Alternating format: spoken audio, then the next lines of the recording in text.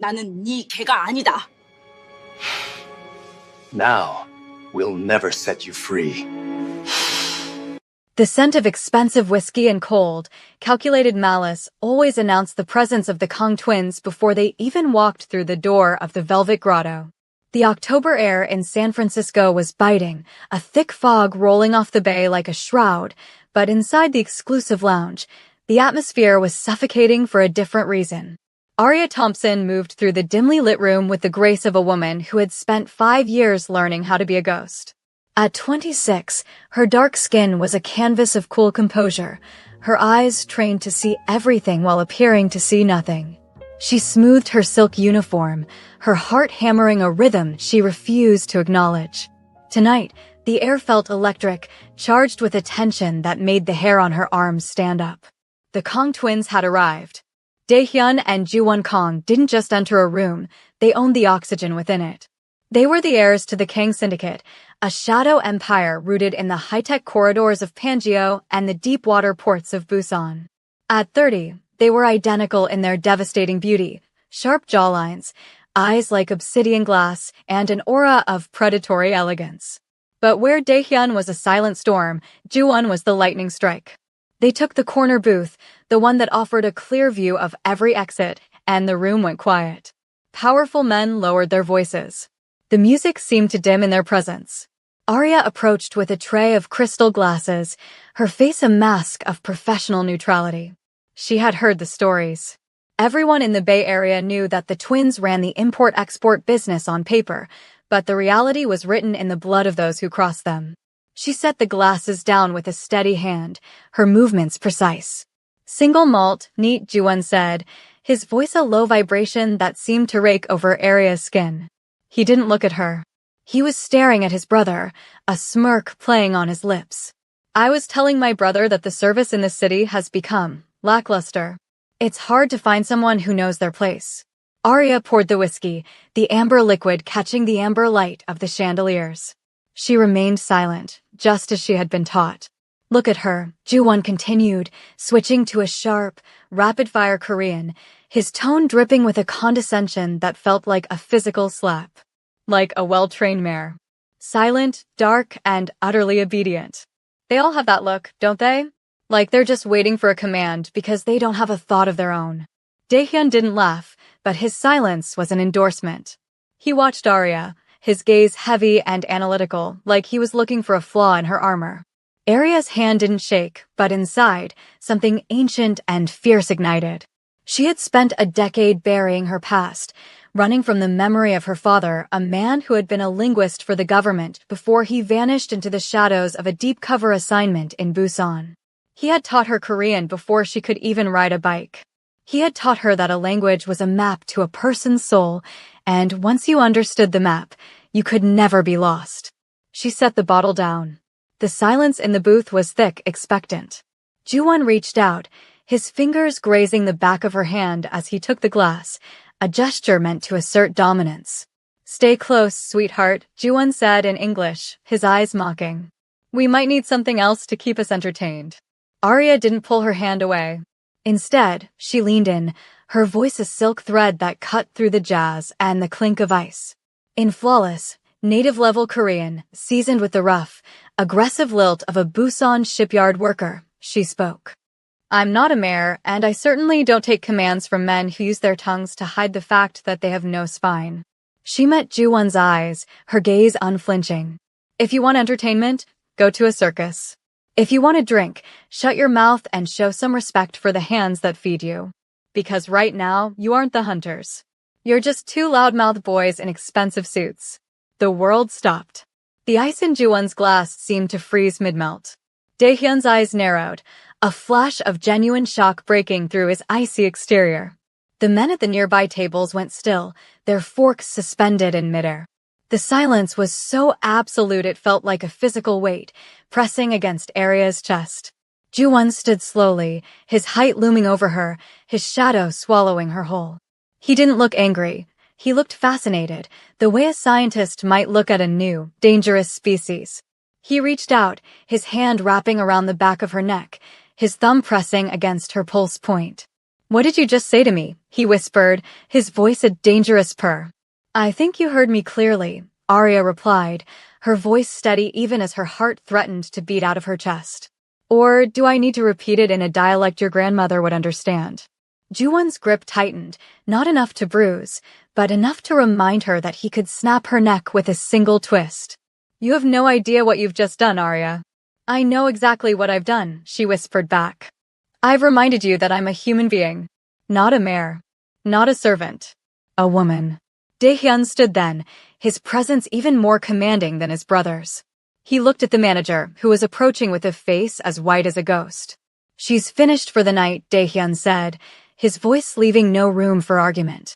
And don't bother with her final check. We'll be taking care of her from here. You can't do that, the manager stammered. We can do whatever we want, Ju-won said, his eyes never leaving Arya's. He leaned down, his lips brushing against her ear. We will never set you free after this, Arya. You've made yourself the most interesting thing in this city, and we don't like to lose our toys. He threw a stack of $1,000 bills onto the table and began to lead her out. Arya didn't fight. She knew that in a city like San Francisco, in a world like theirs, fighting only made the predator more excited. She looked back at the room, at the people who had watched her for years without ever seeing her, and realized that her life of invisibility had just ended in a blaze of defiance. The black SUV moved through the streets of San Francisco like a ghost ship. Arya sat in the back between the two brothers, the scent of leather and expensive cologne filling her lungs. Neither of them spoke. The silence was a weapon, meant to break her, but she stared out the window at the fog-drenched hills, her jaw set. Who taught you? Dae-hyun asked eventually, his voice quiet. He was looking at her now, his eyes tracing the line of her profile. My father, Arya said. He believed that knowing a language was the only way to truly understand an enemy. And am I your enemy, Arya? Ju-won asked, leaning closer, his knee brushing against hers. You're a man who thinks money and blood make him a god, she said, turning to look at him. In my world, that's exactly what an enemy looks like. Ju-won laughed, a sharp, genuine sound. I like her, brother. She's got teeth. Teeth can be pulled, Dae-hyun said, but his eyes didn't match the coldness of his words. There was a spark of something else there, a curiosity that felt like a spark in a dry forest. They pulled into the gates of a massive estate in Pacific Heights, a fortress of glass and steel that overlooked the dark waters of the bay. The gates hissed shut behind them, a sound that felt like the closing of a tomb. Arya was led through the house, her eyes taking in the clinical luxury, the original artwork, the marble floors, the guards who stood at every corner like statues. They reached a massive suite at the top of the house. Ju-won opened the door and gestured for her to enter. This is your cage for now, he said. It has everything you need. Clothes, food, a view of the city you'll never walk through alone again. Arya walked to the center of the room, turning to face them. Why? Just because I insulted you? Your ego can't be that fragile. It's not about the insult, Dae-hyun said, stepping into the room. It's about the fact that you looked at us and didn't see the monsters everyone else sees. You saw the men. And you spoke to us in a voice that sounds like home. I spoke to you in a voice that sounds like the people you crush under your boots, Arya countered. Ju-won moved toward her, his movements fluid and dangerous. He caught a lock of her hair, twining it around his finger. You're wrong, Arya. You spoke to us in the voice of the only person who ever dared to tell us the truth. Our grandmother. He leaned in, his eyes dark with a sudden, raw intensity. She told us that one day, we would find a woman who wouldn't bow. She told us that woman would be our salvation or our destruction. Which one am I? Arya whispered, her heart pounding against her ribs. We haven't decided yet, Dae-hyun said from the doorway. But we're going to have a lot of time to find out. Because like my brother said, we will never set you free. As the door clicked shut and the lock turned, Arya walked to the window. The lights of San Francisco glittered below, a million lives she was no longer a part of. She pressed her hand against the cold glass and whispered in Korean, I'm sorry, Papa. I tried to stay hidden, but I think I've just walked into the heart of the storm. Besties, would you stay or would you fight? The tension is just beginning to boil. Subscribe now and join us to see where the psychological games begin and the heat between Arya and the twins reaches a breaking point. The heavy thud of the mahogany door echoed like a gavel in the silence of the suite. Arya stood perfectly still, her reflection in the floor-to-ceiling windows a ghost against the backdrop of the San Francisco skyline. She didn't move until she heard their footsteps retreat, the distinct, rhythmic stride of two men who moved in perfect synchronicity. Only then did she let out the breath she'd been holding. Her hands were shaking, but her mind was a cold, sharp blade. She wasn't just a waitress anymore. She was a variable in a high-stakes equation she didn't yet understand. The suite was a masterpiece of cold, expensive taste, silk rugs, charcoal velvet, and air that smelled of ozone and sandalwood. It was a prison designed by architects. Arya walked to the closet and pulled it open. Row after row of designer clothes in her exact size hung there like silk corpses. They had been planning this. Or perhaps they were simply so used to owning people that they kept a stock of cages ready. She grabbed a heavy silk robe, wrapping it around herself as if it were armor. She wouldn't be their doll. The door opened again an hour later. Ju-won walked in alone, his suit jacket gone, the sleeves of his white shirt rolled up to reveal forearms corded with muscle and a glimpse of a black ink tattoo, a tiger's tail disappearing under his cuff. He carried a tray with a single bowl of steaming dakjuk. The scent of ginger and toasted sesame oil filled the room, a smell that sat violently at odds with the predatory look in his eyes. "Eat," he commanded, setting the tray on the marble coffee table. Arya didn't move from the window. "I'm not hungry." "You haven't eaten since your shift started 8 hours ago," Ju-won said, his voice dropping an octave. He crossed the room, his presence shrinking the space until she felt the heat radiating off him. "Insolence is exhausting, Arya. You need your strength if you plan on surviving us. Is that what this is? A survival game?" She turned to face him, her chin tilted up. "What happens if I win? Do I get my life back, or do I just get a bigger cage?" Ju-won reached out, his fingers tracing the line of her jaw with a terrifying tenderness. His touch was electric, a spark that made her skin prickle with a mixture of fear and a traitorous, unwanted heart. "There is no winning, Arya. There is only belonging. You sparked something in my brother tonight. Something I haven't seen in years. He's the quiet one, the one who thinks 10 moves ahead. And right now, all he's thinking about is how your voice sounded when you told us to shut our mouths." Arya pulled away from his touch. "I spoke the truth. You act like kings in a city that doesn't belong to you."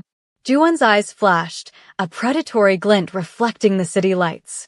"This city belongs to whoever has the stomach to take it. But you speak Busan Korean like you were born in the salt air. Your father wasn't just a linguist, was he? No ordinary teacher can capture the grit of the docks." He stepped closer, pinning her against the glass. "Who is he really? And why did he hide a weapon like you in a dive bar?" "He wasn't hiding me," Arya whispered, her breath hitching as Ju-won leaned in, his scent, expensive tobacco and cold overwhelming her. "He was protecting me from men like you." "He failed," Ju-won murmured, his lips inches from hers. "Because now you're exactly where you were always meant to be. Between us." The door opened and Dae-hyun stepped in. The atmosphere shifted instantly. If Ju-won was fire, Dae-hyun was the deep, freezing ocean. He looked at his twin, then at Arya, his expression unreadable. "The police are asking questions at the club," Dae-hyun said, his voice a calm contrast to the tension in the room. "The manager is talking about a kidnapping." "Let them talk," Ju-won said, finally stepping back from Arya, though his eyes remained locked on hers. "We have the mayor in our pocket and the chief of police on our payroll. A waitress disappearing from a lounge isn't a crime. It's an administrative error." Arya felt a chill that had nothing to do with the air conditioning. These men didn't just break the law, they edited it to suit their needs. She looked at Dae-hyun, the brother who had remained mostly silent. "You're the strategist. Tell me, what's the end goal? You can't keep me here forever." Dae-hyun walked over, picking up the spoon from the tray. He stirred the porridge slowly. "Forever is a long time, Arya. But long enough for you to tell us where the files are." Arya's heart skipped a beat. She kept her face a mask of confusion. "What files?" Dae-hyun stopped stirring. He looked up, his obsidian eyes boring into hers with a surgical intensity. "Your father didn't just disappear. He fled. He took a ledger from the Kang Syndicate in Busan 15 years ago. A ledger that contains the digital keys to our family's offshore holdings. We've been looking for his bloodline for a decade." We didn't find you because you insulted us, Arya. We found you because the moment you spoke that dialect, your DNA did the talking for you. The room went cold. The insult at the bar hadn't been the cause of her kidnapping, it had been the confirmation. Arya felt the walls closing in. Her father had always told her, the language is a bridge, Arya, but some bridges are meant to be burned. I don't know anything about a ledger, she lied, her voice steady. Ju-won gripped her waist, pulling her flush against him. We don't like liars, sweetheart. But we do love a challenge. We're going to keep you here, and every day you don't give us what we want, the cage gets smaller. Or, he leaned down, his voice a dark promise, the methods get more intimate. You're monsters, Arya spat. Daehyun stepped closer, the two brothers flanking her, their twin shadows merging into one massive silhouette against the window. We are the men your father robbed, Daehyun said. And in our world, debts are paid in blood. Or in beauty. Before we find out if Arya breaks under the pressure of the twins' dark interrogation, make sure you're subscribed. This story is moving into dangerous territory, and you don't want to be left in the dark. If you think Arya should find a way to escape, type run in the comments. If you think she should stay and fight them from the inside, type rain. Your engagement keeps this story alive. You'll never get it, Arya said, her voice echoing in the vast room. My father died protecting that information. You think you can scare me into giving up the only thing he had left? Ju-won's hand moved from her waist to her hair, tilting her head back to look at him. Fear isn't the only way to make a woman talk, Arya. There's pleasure. There's obsession. There's the way your heart is racing right now, not just because you're scared, but because you've never been looked at by men who actually see you. I see a killer, she whispered. You see a mirror, Daehyun countered, reaching out to brush a stray tear from her cheek with his thumb. You have the same fire in you that we have. You were born for this world, not for serving drinks to pathetic men in suits. You're a Kang Syndicate secret, Arya. And we're just bringing you home. Daehyun turned to his brother. Search her things. Every stitch of clothing she arrived in. If the key isn't on her, it's in that apartment she's been hiding in. I've already sent Marcus to clear the apartment, Ju-won said. By morning, it will look like Arya Thompson never existed. Arya felt a wave of nausea. Her life, her books, her photos, her father's old watch, everything was being erased. She was being stripped of her identity, peeled back until only the daughter of a thief remained. You can't erase me, she said, her voice cracking. We aren't erasing you, Ju-won said, his voice dropping to a seductive whisper. We're perfecting you. You're going to stay in this room. You're going to eat when we tell you. And you're going to talk when we make you. He let go of her suddenly, the loss of his heat making her shiver. The brothers walked toward the door, their movements identical, a terrifying display of unity. Rest, Arya, Daehyun said, his hand on the light switch. Tomorrow, the real work begins. And remember, the windows are reinforced. The door is steel. And the guards have orders to shoot anyone who isn't a Kang. The lights went out, plunging the room into the glow of the city. Arya stood in the dark, the scent of the porridge still lingering in the air like a taunt. She walked to the door and tried the handle. Locked. She went to the window and pressed her forehead against the glass. Deep in her mind, a memory surfaced. Her father, sitting at a small wooden table in a cramped apartment in Busan, whispering to her as a storm raged outside. Arya, if they ever find you, don't use the language to fight. Use it to weave a web. If you can't outrun the tigers, you must make them believe you are the one holding the leash. She closed her eyes, a single tear falling. I'm not a dog, she whispered to the empty room. And I'm not a toy. I'm the one who's going to burn your empire to the ground. Besties, the twins think they have her trapped, but the psychological war is only just beginning. The heat is about to explode, and a massive secret about Arya's father is about to be revealed. The morning sun didn't rise over Pacific Heights. It pierced through the fog like a golden spear, illuminating the luxury that felt more like a tomb. Arya hadn't slept. She had spent the night mapping the room, testing the seams of the wallpaper and tracing the vents. She was looking for a ghost, the ghost of her father's brilliance. The door hissed open, and the brothers walked in. They were dressed in matching charcoal suits, looking every bit the princes of a tech empire, but the way they moved was all Busan underworld, shoulders broad, eyes scanning for threats. Daehyun held a leather-bound folder, while Ju-won carried a small, velvet-lined box. "You look tired, Arya," Ju-won said, his voice mocking. He set the box on the table. "Did the city lights keep you up? Or was it the realization that you're finally home?" "This isn't my home. This is a crime scene," Arya snapped, her voice raspy. Daehyun ignored the barb, opening the folder to reveal a series of surveillance photos. Arya's heart stopped. They were photos of her father, Mitch Thompson, or whatever his real name was, taken in the weeks before he died. He looked haggard, looking over his shoulder in every frame. "We tracked him to a small town outside of Incheon," Daehyun said, his voice cold and clinical. "He was clever. He used 3 different aliases, lived in a basement, and never used the same phone twice. But he made one mistake. He kept a photo of you in his wallet. A photo of a little girl in a yellow dress, standing in front of a cherry blossom tree in Busan." Arya felt a lump in her throat. She remembered that day. It was the last time she had felt truly safe. "When we finally caught up to him," Ju-won said, stepping into her personal space, his hand reaching out to tilt her chin up, "he didn't have the ledger. He told us it was somewhere safe. Somewhere only his blood could reach." "I don't have it," Arya whispered, her eyes burning. "He never gave me anything but the language." "Then why did you have this hidden behind a loose brick in your fireplace?" Ju-won opened the velvet box. Inside lay a heavy silver ring, engraved with the image of a dragon coiling around a black pearl. Arya's breath hitched. She hadn't seen that ring since she was 10.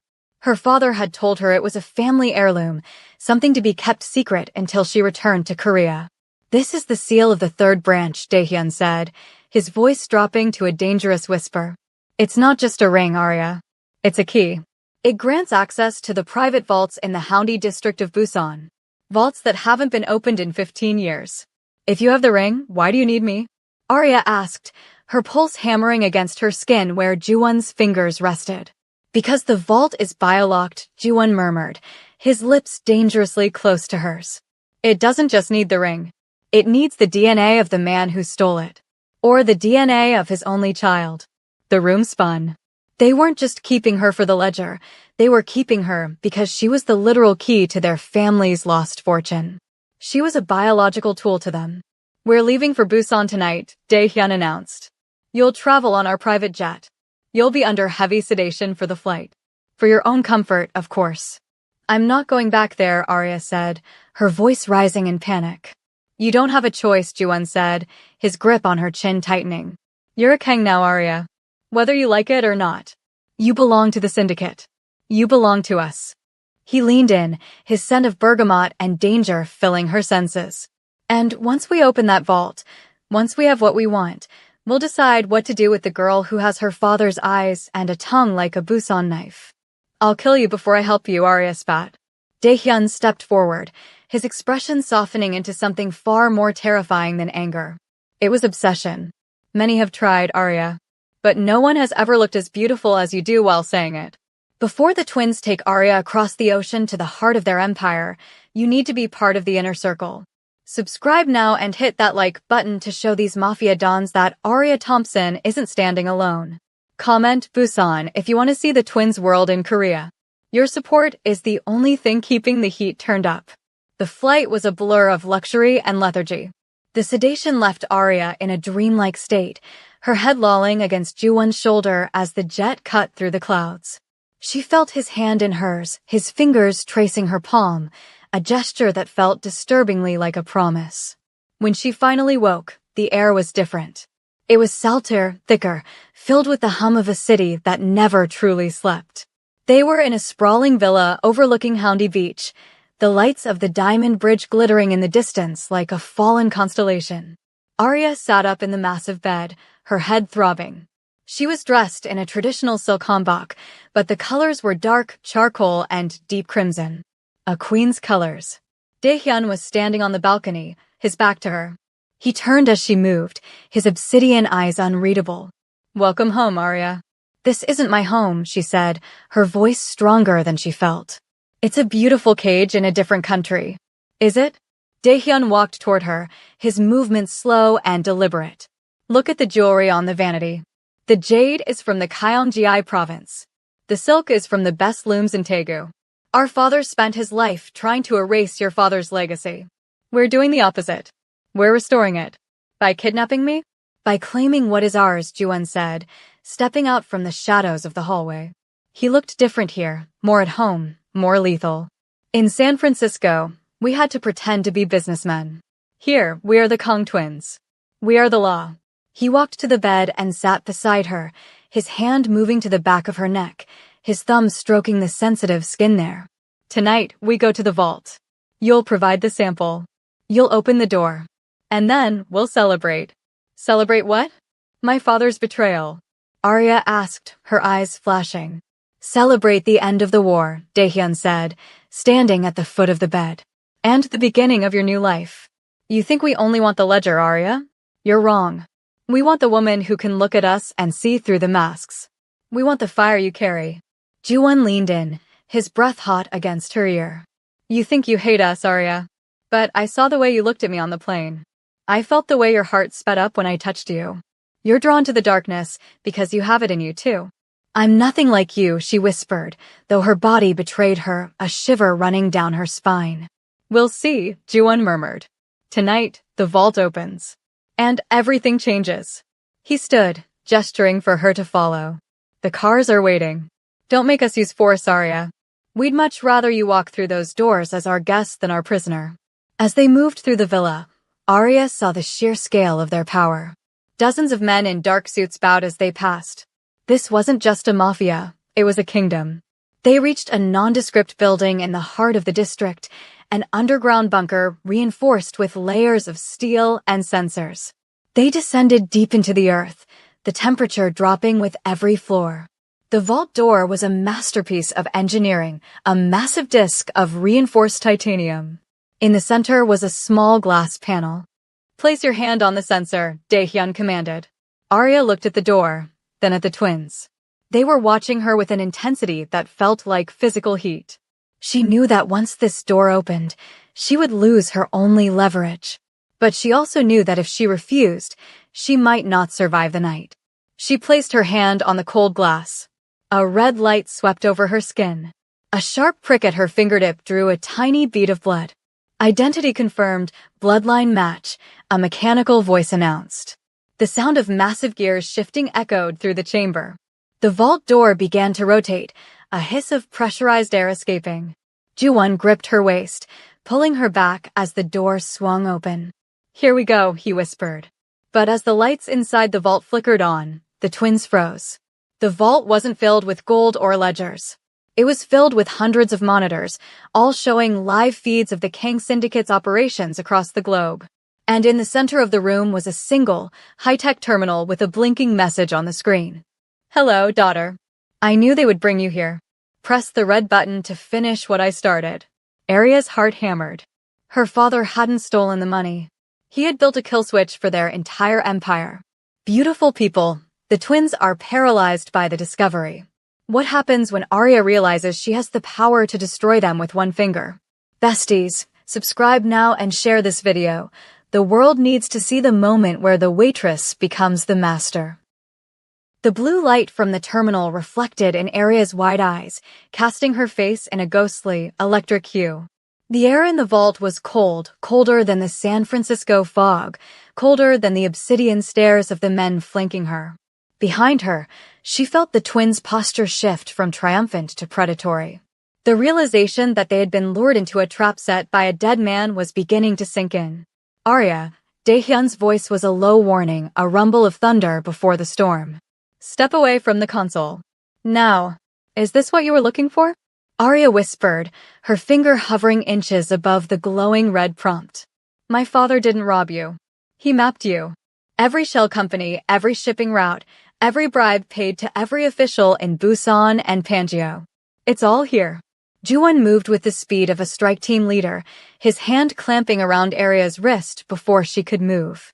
He didn't pull her away, he pinned her against the terminal, his chest heaving against her back. You think he did this to save you? Juwon hissed into her ear, his voice raw with a sudden, jagged edge. He used you as a lure. He knew we'd need your blood to get in here. He sacrificed his daughter to bury his enemies. He gave me a choice. Arya shouted, turning her head to glare at him, their faces so close she could feel the heat of his fury. Something you two don't understand. He gave me the power to decide if you deserve to exist. Daehyun stepped into the light, his face a mask of terrifying calm. He pulled a small device from his pocket, a signal jammer, and flipped the switch. The monitors flickered but remained live. The system is hardwired into the city's power grid, Juwon. He didn't just build a kill switch, he built a bomb. If she presses that button, every server we own wipes. Our assets in Daegu, our ports in Busan, it all vanishes. We'll be nothing but two men in a basement with a lot of enemies. Then we make sure she doesn't press it, Juwon said, his grip on her wrist tightening until she gasped. He spun her around, forcing her to face him. Look at me, Arya. You think you're the hero here? If this empire falls, 30,000 people lose their livelihoods. The power vacuum will be filled by men 10 times worse than us. Your father wasn't a saint. He was a vengeful ghost who didn't care who he burned. Arya's breath was shallow. The psychological weight of the moment was crushing. She looked from Juwon's desperate fire to Daehyun's cold calculation. For the first time, she saw a crack in their armor. They weren't just Mafia dons. They were men terrified of losing the only thing that gave them identity. You said I belong to you, Arya said, her voice trembling but clear. If I belong to you, then my father's legacy belongs to me. And I'm not my father. Then prove it, Daehyun said, stepping closer, his obsidian eyes searching hers. Step away. Let us secure the data. We will give you anything you want. Wealth, freedom, the truth about what happened the night he died. Just don't destroy us. Freedom? Arya laughed, a jagged, hollow sound. You've spent the last 48 hours telling me you'll never set me free. Why should I believe a lie now?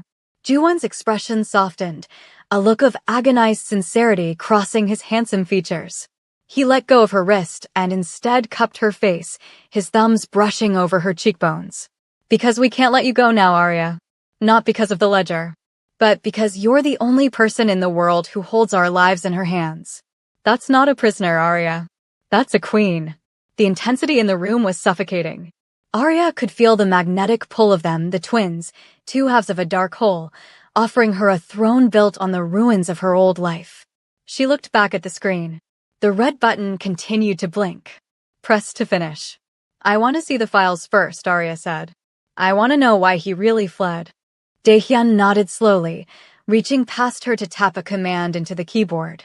The main monitor shifted, scrolling through thousands of pages of encrypted data until it stopped on a folder titled Project Harpy. Arya's blood ran cold as she read the first page. Her father hadn't been a victim. He had been the lead architect of the very trafficking system he eventually tried to destroy. He hadn't fled out of righteousness. He had fled because he had been passed over for a promotion within the syndicate and decided to take the keys to the kingdom with him. He didn't save those women, Arya whispered, her heart shattering as the image of her hero, father, dissolved. He sold them. He was a King before he was a Thompson, Juwon said quietly, his hand resting on her shoulder. He was our uncle's favorite protege. Until he got greedy. Arya collapsed against the console, the weight of the betrayal making her knees buckle. Everything she had believed, the reason she spoke the language, the reason she stayed invisible, was a lie. She wasn't the daughter of a hero.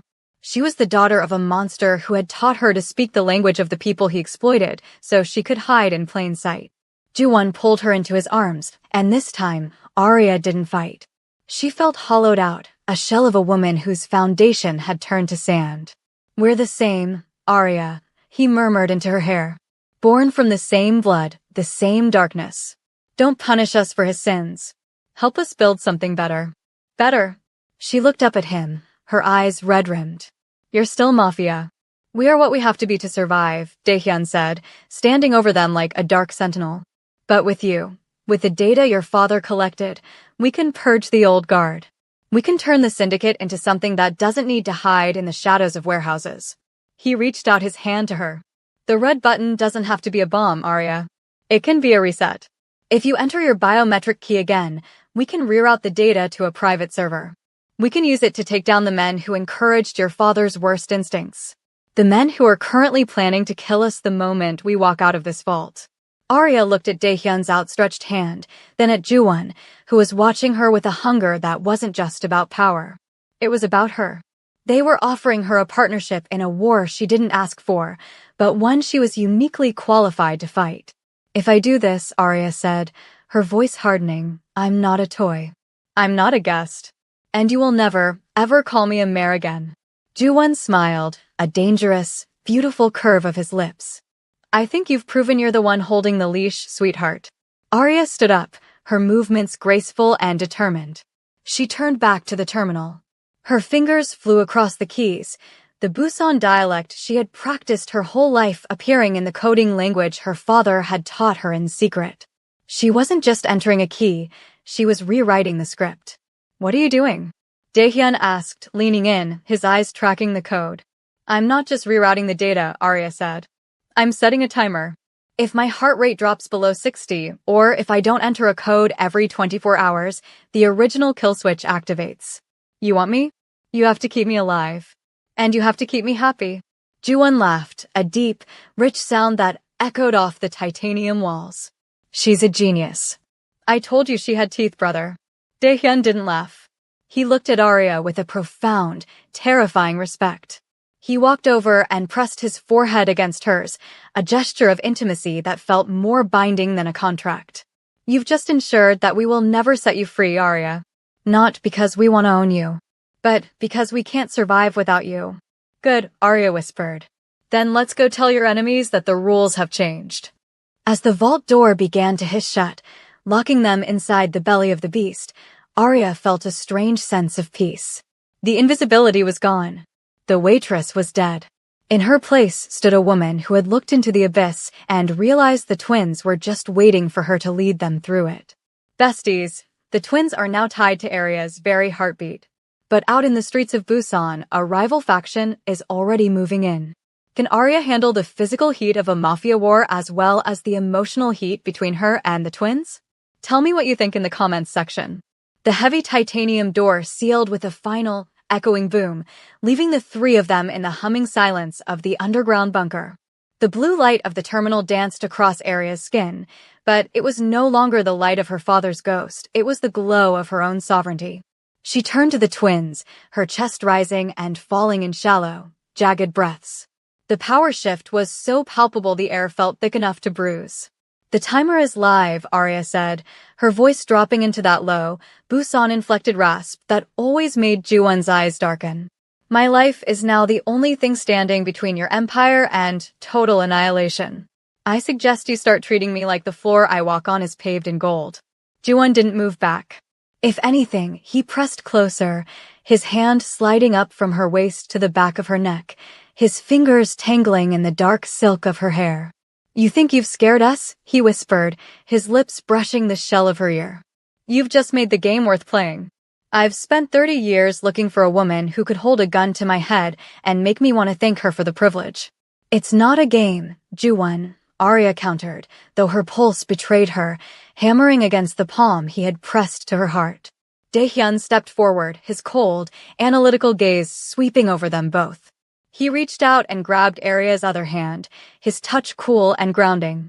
"The adrenaline is high, but the reality is coming. My uncle's men are likely already surrounding this building. They expected us to come out with a ledger, not a queen who has wired our souls to her heartbeat." He looked at his twin. "We need to get her back to the villa in Houndy. We can't protect her in a bunker." "I can protect myself," Arya snapped, though she didn't pull her hands away.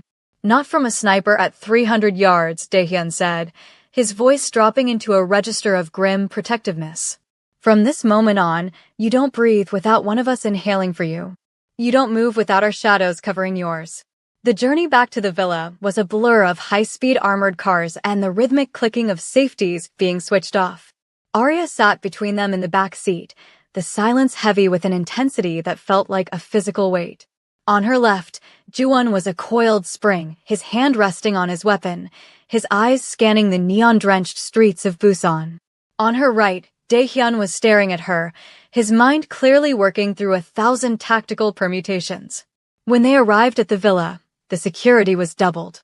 Men in black tactical gear stood like stone sentinels among the manicured pines and rock gardens. The twins led her up to the master wing, a sprawling expanse of glass, dark wood, and silk that looked out over the churning black waters of the Sea of Japan. "You'll sleep here," Daehyun said, gesturing to the massive bed. "With us." Arya froze. "I agreed to help you run the syndicate." "I didn't agree to this." Ju-won stripped off his suit jacket, tossing it onto a chair. He began unbuttoning his shirt, his obsidian eyes never leaving hers. "The timer is tied to your heart rate, Arya. If you have a nightmare, if your pulse spikes or drops while you're alone, the alarms go off. The system thinks you're being tortured or killed. We stay close to keep you calm, to keep the system stable." "That's a lie," Arya whispered, even as her body reacted to the sight of his broad shoulders and the intricate dragon tattoo that coiled up his neck.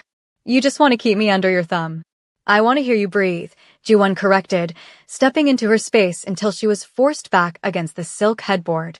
"I want to know that the most dangerous woman in Korea is safe in my arms. Before the heat in the villa turns into a total inferno, you need to lock in." Subscribe now and hit that like button. We're deep in the heart of Busan now, and the lines between prisoner and partner are blurring into nothingness. Comment twins if you're Team Ju-won and Daehyun, or Arya if you think she's playing them both. Don't miss the next move. Daehyun joined them, his movements more graceful, more deliberate. He sat on the other side of the bed, watching the way Ju-won's shadow fell over Arya. "We aren't the monsters your father described, Arya. But we aren't saints either. We've spent our lives sharing everything, our empire, our secrets, our blood.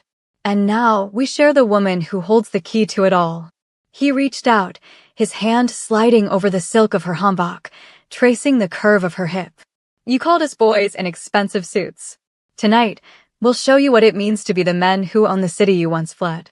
Arya felt trapped, not by the walls of the villa, but by the sheer, overwhelming magnetism of the two men. It was psychological warfare wrapped in silk.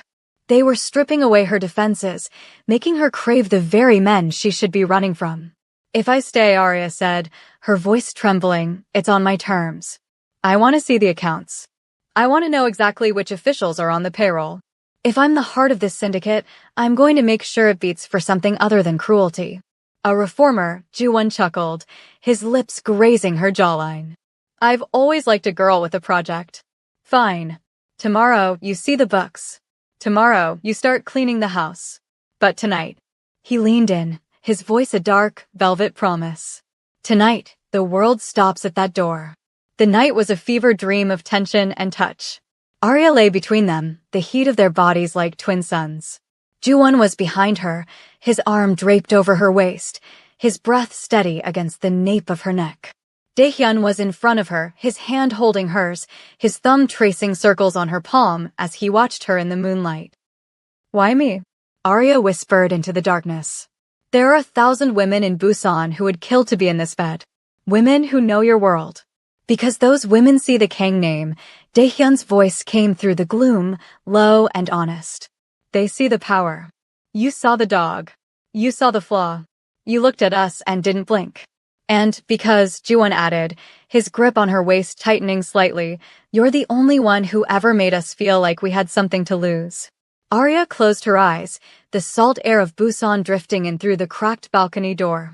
She was in the heart of the storm, tucked between the two most dangerous men in the country, and for the first time in 15 years, she didn't feel like she was hiding.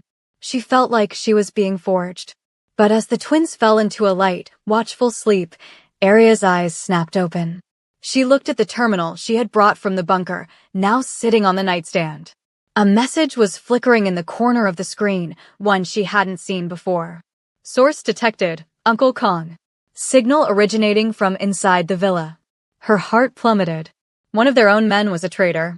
The uncle who had helped her father sell those women was already inside the house, and he didn't want the ledger. He wanted Arya dead, so the timer would expire and the twins would be wiped out in the fallout. She looked at the sleeping men beside her. If she woke them, the traitor might strike. If she didn't, they were all dead. Arya is in the lion's den, and the lion's own pride is about to turn on them. Besties, who is the traitor? And can Arya save the twins before the villa becomes a slaughterhouse? Please don't forget to subscribe, like, and share your thoughts in the comment section. The action is about to explode, and Arya will have to use her Busan knife skills for more than just words. You cannot afford to miss this twist. Stay glued, besties. The cold realization of the traitor's presence froze the marrow in Arya's bones. The terminal's rhythmic blink was a heartbeat, a warning, a ticking clock. She looked at Ju-won's face, softened by sleep, and Daehyun's hand, still possessively anchored to hers. These men were the architects of her kidnapping, the kings of a dark world, but in this moment, they were vulnerable. And she was the only one awake to see the blade coming for their throats. Gently, with the precision of a thief, Arya disengaged from their warmth. She slid out from between them, her feet hitting the cold marble floor with barely a whisper. She grabbed the terminal, her fingers flying across the keys to trace the signal.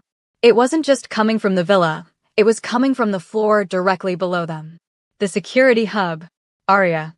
The voice was a low, dangerous vibration. She spun around to find Daehyun sitting up, his obsidian eyes fully alert, as if he had never been asleep. Beside him, Ju-won stirred, his hand instinctively reaching for the firearm tucked under his pillow. Don't make a sound, Arya hissed in Korean, her Busan accent coming out in a sharp, commanding rasp. She held up the screen. Your Uncle Kang has a signal inside this house. The security hub has been compromised.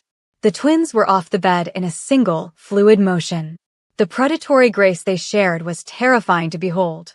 Ju-won was already pulling on a tactical vest, his face hardening into the mask of the Syndicate Dawn.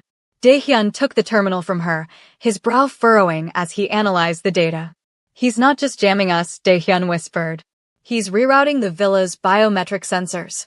In 5 minutes, the system will report that we've all been flatlined. The guards outside will think we're dead and move in to secure the property. It's a coup. The timer, Ju-won said, looking at Arya. If the system thinks you're dead, the kill switch triggers. Our entire digital empire vanishes in 300 seconds. I can bypass it, Arya said, her voice steady despite the adrenaline coursing through her. But I need to get to the main server in the basement. I have to physically bridge the connection. Ju-won grabbed her by the waist, pulling her flush against his tactical vest. He pressed a small, sleek pistol into her hand. Do you know how to use this? My father taught me, she said, checking the safety. He said never to aim at what you don't intend to destroy. Ju-won smirked, a flash of his dark charm breaking through the tension. God, I love this woman. Focus, Ju-won, Daehyun snapped, though he reached out and squeezed Arya's shoulder, a silent gesture of solidarity. We move now. Marcus and the Loyalists are stationed at the North Gate. Everyone inside this wing is a potential target. They moved through the darkened hallways like shadows. The villa, which had felt like a sanctuary an hour ago, was now a labyrinth of lethal intent. As they reached the grand staircase, the first shots echoed through the foyer. The glass walls of the rock garden shattered, raining diamonds of light onto the floor. Go!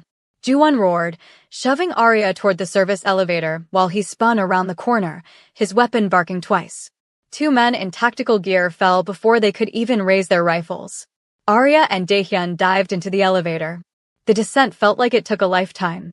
When the doors opened to the basement, the air was thick with the hum of cooling fans and the scent of ozone. The server is at the end of the hall, Daehyun said, his gun raised. Stay behind me. They were halfway there when a figure stepped out from the shadows. He was older, dressed in a traditional silk vest that looked out of place among the high-tech racks. Uncle Kong. He wasn't holding a gun, he was holding a remote detonator. Daehyun, the old man said, his voice smooth and cold. You always were the smarter twin. But you were always too soft for the crown. Taking in the daughter of a traitor?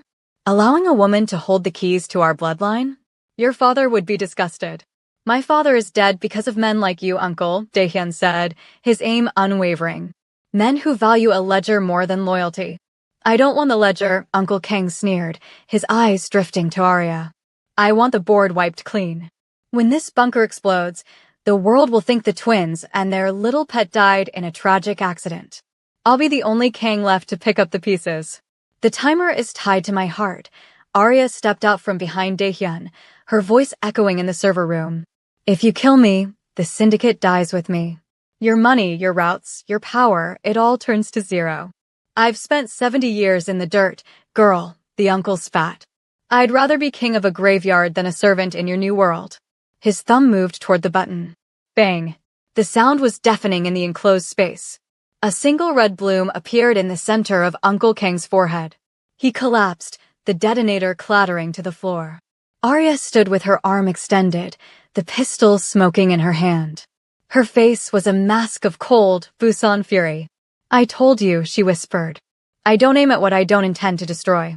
Besties, the twins are safe, but the war for the Kang Syndicate has just officially turned into a bloodbath. Arya has officially drawn blood. She is no longer a waitress. She is a mafia queen. Subscribe now and hit that like button if you think Arya is the baddest female lead in YouTube history. Daehyun stared at Arya, a look of profound, terrifying respect in his eyes. He didn't say a word. He simply walked to the console and began the bypass. The system is reset, he muttered after a few feverish seconds. The kill switch is dormant. We're live. Ju-won burst into the room, his clothes stained with soot and blood. He looked at the body on the floor, then at the smoking gun in Arya's hand. He walked over to her, his movement slow, and took the weapon from her shaking fingers. You okay? He asked, his voice unusually gentle. Arya looked at her hands. They were trembling now, the reality of what she'd done finally catching up. I had to, she whispered. He was going to kill us all. Ju-won pulled her into a fierce embrace, his heart beating a frantic rhythm against her cheek. I know. And you did it perfectly. Daehyun stood up from the console, his face illuminated by the green system clear light. It's not over. Uncle Kong was just the figurehead. The board of directors and Pangeo, the men who funded him, they're already moving their assets. If we don't strike now, we'll be fighting 1,000 fires across the country.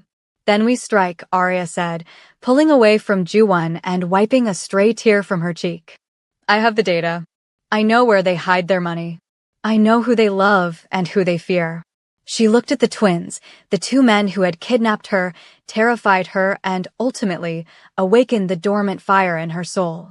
You said you would never set me free. Fine. But if I'm staying, we're doing this my way. No more trafficking. No more Project Harpy. We burn the old guard to the ground and build something that doesn't require us to look over our shoulders every night. Ju-won smiled, a dark, wicked grin. Whatever the queen wants. We need to get to Pangeo, Daehyun said, checking his watch. The board meets at dawn. We have 3 hours to cross the country. Then let's go, Arya said. I have a few words I've been saving for the men who used my father. The helicopter cut through the pre-dawn mist of Gyeonggi province, the lights of Pangeo Techno Valley appearing below like a sprawling, neon circuit board. This was the brain of South Korea, where the nation's digital future was forged, and where the Kang Syndicate's most refined monsters hid behind glass and steel. Arya sat in the cockpit, the hum of the rotors vibrating through her bones. She was no longer the woman who had walked into the Velvet Grotto in San Francisco. She was dressed in a sleek, black-tailored suit, her hair pulled back into a severe, high ponytail, and her father's silver dragon ring glinted on her finger. Daehyun and Ju-won sat opposite her, checking their earpieces. They looked like gods of war preparing for a corporate takeover. The betrayal in the villa had stripped away the last of their patience. Tonight, the Kang name would either be purged or erased. The board is meeting on the 80th floor of the Kang Tower, Daehyun said, his voice calm over the comms. They think we're dead. They're currently voting to liquidate our personal assets and transfer the syndicate's control to a holding company controlled by the old guard. They're in for a hell of a surprise, Ju-won muttered, checking the magazine on his pistol. He looked at Arya, his obsidian eyes softening for a fraction of a second.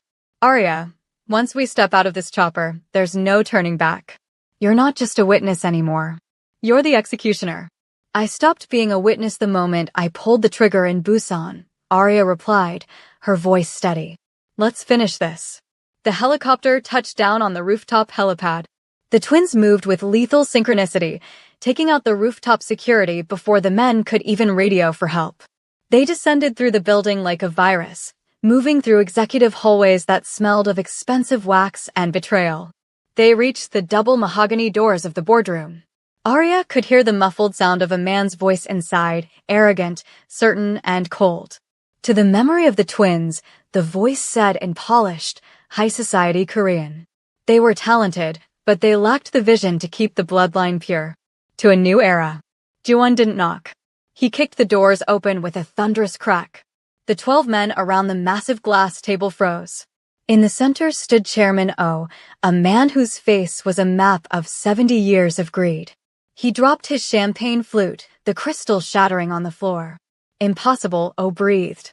Death is a difficult thing to get right when you hire amateurs, Chairman Dae-hyun said, stepping into the room, his gun leveled at the chairman's heart.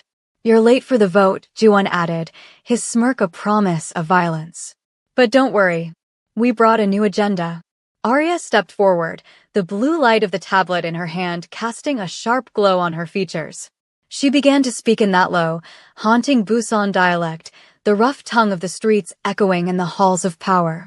My name is Arya Thompson. I am the daughter of Mitch Park.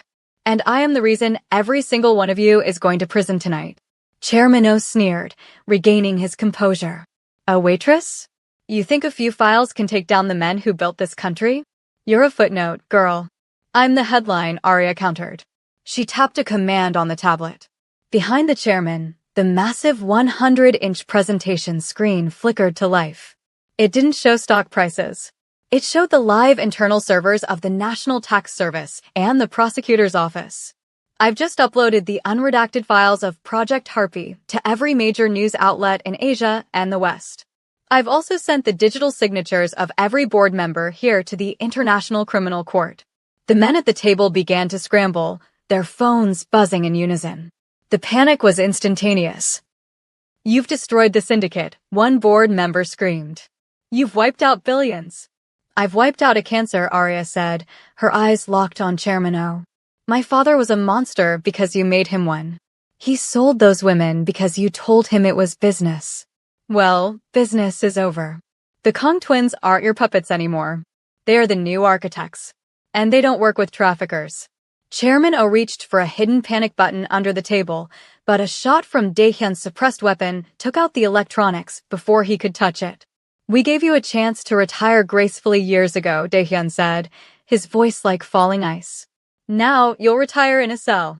The sirens began to wail in the streets of Pangeo, 80 floors below. The twins stood guard as the specialized units they had secretly coordinated with, the ones not on the syndicate's payroll, burst into the room. One by one, the titans of the old underworld were led away in handcuffs. Chairman O looked at Arya as he was being hauled off. You think you've won? You're tied to them now. You're one of us. No, Arya said, leaning in close. I'm the one who survived you. As the room cleared, leaving only Arya, Ju-won, and Dae-hyun, the silence was profound. The morning sun was finally breaking over the horizon, painting the skyscrapers of Pangeo in shades of rose and gold. Ju-won walked over to Arya, his face smeared with the grime of the night, but his eyes were filled with a raw, undeniable heat. He took her hand, his thumb tracing the dragon ring. It's over. The old guard is gone. The syndicate is ours to rebuild. Is it worth it? Arya asked, looking out at the city. All this blood. Dae-hyun joined them, standing on her other side. He looked exhausted, but for the first time, the coldness in his gaze had thawed into something resembling peace. It's worth it because for the first time in 30 years, we aren't looking over our shoulders at our own family. We're looking at a future we actually want to live in. He turned her to face them both. The two brothers, identical in beauty, lethal in nature, and completely devoted to the woman who had brought them to their knees. You said you would never set me free, Arya reminded them, a small, tired smile playing on her lips. We lied, Ju-won whispered, his hand sliding to her waist. You're free to go anywhere in the world, Arya. You have the money, the identity, and the power. We won't stop you. Arya looked at Ju-won, then at Dae-hyun. She thought about her life in San Francisco, the invisibility, the loneliness, the fear of her father's past. Then she looked at the two men who had seen her fire, who had shared their empire with her, and who had stood between her and a bullet. And if I choose to stay? Arya asked. Dae-hyun reached out, his fingers brushing a stray hair from her forehead. Then you won't just be our partner. You'll be our heart. We'll build a new kind syndicate. One that protects the people our fathers exploited. one that belongs to us. Ju-won leaned in, his lips inches from hers. We'll never set you free, Arya, because we'll be too busy spending the rest of our lives making sure you never want to leave. Arya closed the distance, kissing Ju-won with a passion that was 6 months in the making. When she pulled back, she turned to Dae-hyun, who met her with a kiss that was deeper, more certain, a promise of stability in their chaotic world. They stood there at the top of the world, 3 souls forged in darkness, watching the sun rise over a Korea that was no longer their prison, but their kingdom. The waitress was gone. The daughter of the traitor was dead. In her place stood a woman who had looked into the obsidian eyes of the Mafia and found her own reflection. The timer is still running, Arya whispered against Ju-won's lips. Good, he laughed. I like knowing my heart depends on yours. As they walked out of the boardroom, hand in hand, the shadows of the past finally dissipated. They had burned the world to find each other, and in the ashes, they had found something rare. They had found loyalty. They had found love. And they had found a voice that would never be silenced again. Thank you for being part of this love journey. This is the end of Arya's story, but it's just the beginning of our storytelling family. If you love this Afro-Korean Mafia epic, please subscribe now and hit that like button. Comment forever to celebrate Arya's victory, and don't forget to check out our other stories on the channel. We have more unforgettable romances and dark twists waiting for you. Share this with a friend who needs a story that proves love is the ultimate power. Until next time, stay beautiful, stay fierce, and remember, some cages are worth staying in. Would you like me to start a new story for you? Suggest a female lead's name you would like me to use in the comments section.